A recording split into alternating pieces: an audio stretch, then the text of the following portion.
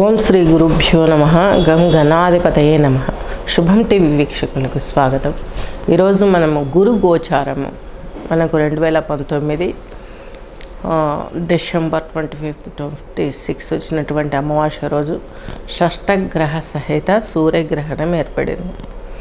అప్పటి నుంచి మనకు ఈ యొక్క కోవిడ్ రిలీజ్ అవ్వడం, ప్రపంచమంతా అతలాకుతలం అవ్వడం, ఫైనాన్షియల్గా దెబ్బతినడం, యుద్ధాలు ఇవన్నీ చాలా ఫేస్ చేసాం. ప్రస్తుతానికి కూడా కొన్ని దేశాలపైన యుద్ధం జరుగుతూనే ఉంది.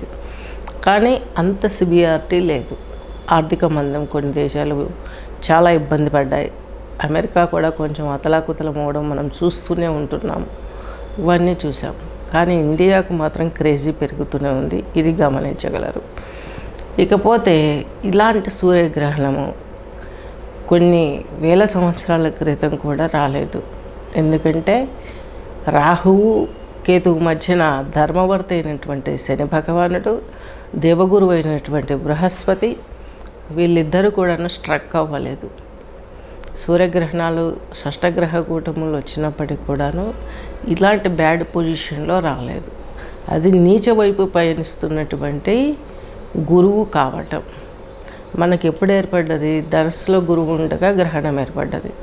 మకరం ఆయనకు నీచ. అటువైపు పయనిస్తున్నప్పుడు వచ్చే గ్రహణం చాలా నెగిటివ్ ఇంపాక్ట్ తోటి మనకు ప్రబలంగా మారింది. ఇప్పుడు ఆయన మనకు వృషభ సంచారం చేస్తున్నారు. మే 1 ఆయన కర్కాటకం ఉచ్చ ఇటు పయనిస్తున్నాడు. ఇప్పుడు శుభాలు చేయాలి. 7 సంవత్సరాలు విపరీతమైనటువంటి శుభాలు ఇస్తాడు ప్రతి రాశి వారికి కూడా. శుభప్రదంగా గ్రహాలన్నీ బయటకు వచ్చాయి. ధర్మవర్తి దేవగురువు ఆయన కూడా రాహుతో పోరాడుతూనే ఉన్నారు. శతభిషం నక్షత్రంలో ఉన్నారు. ఉత్తరాభాద్ర నక్షత్రంలో రాహు ఉన్నారు. ఇద్దరికి నక్షత్ర పరివర్తన వచ్చేసింది. ఒకరి నక్షత్రంలో ఉన్నారు. మిత్రులైనప్పటికీ కూడా కొంత కామ్ డౌన్ అయ్యే పరిస్థితి. ప్రపంచం బాగుపడుతుంది, విశ్వం బాగుపడుతుంది అనే సిద్ధాంతాన్ని గమనించాలి. బ్రహ్మంగారి కాలజ్ఞానంలో చెప్పినట్టుగాను మనకి ఈ యొక్క ప్రపంచం మొత్తం అతలాకుతలం అవ్వడం అనేది కోవిడ్ తోటి అది జరిగింది.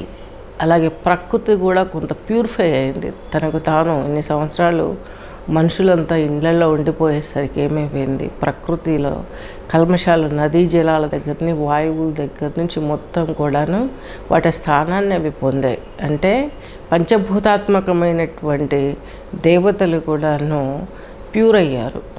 కల్మషం బట్టిపోయి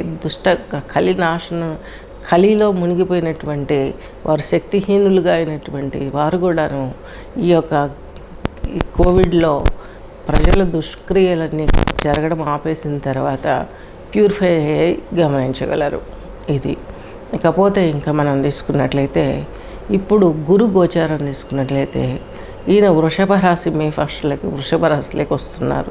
ఇకపోతే మకర రాశి మకర లగ్నం వారికి తీసుకున్నట్లయితే ఉత్తరాషాఢ నక్షత్రం 3 పాదాలు, శ్రవణం 4, అలాగే ధనిష్ట 2 పాదాలు కలిపి మనకు మకర రాశి కిందకి, మకర లగ్నం కిందకి వస్తున్నాయి.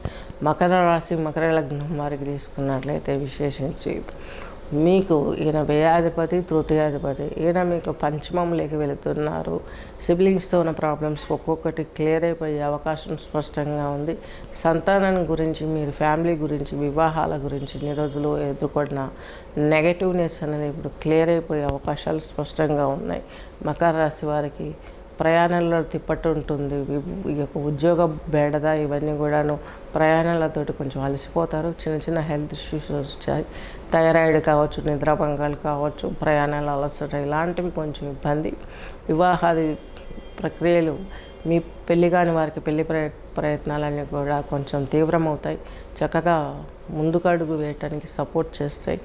వివాహం ఈ సంవత్సరంలో లాస్ట్లో జరిగే అవకాశం స్పష్టంగా ఉంది, గమనించగలరు. విశేషించి మీ యొక్క రాశిని, లగ్నాన్ని బృహస్పతి చూస్తున్నారు కాబట్టి బృహస్పతి మీకు సపోర్ట్ చేయటానికి కూడా వెనుకంజ వేసే అవకాశం లేదు. ఎందుకనగా పంచమాధిపతి కాబట్టి మీ రాశిని చూస్తున్నారు. పంచమంలో ఉండి చక్కగా మీరు బయటపడతారు. కొన్ని ప్రెజర్స్ ఉంటాయి. మిశ్రమ ఫలితాల కింద ఈ యొక్క మకర రాశి మకర లగ్నం వారు చూసుకోవచ్చు. అలాగే ఈ దత్తాత్రేయ స్తోత్రంతో పాటు రావి ప్రదక్షిణలు చేసుకున్నట్లయితే ఇంకా మీకు మంచి జరిగే అవకాశం స్పష్టంగా ఉంది. మీకు వెళ్ళిపోతున్నటువంటి శని కొంచెం శుభం చేసే వెళ్తాడు. ఎటువంటి ప్రాబ్లం లేదు. శుభానికి మీరు స్వాగతం పలకండి.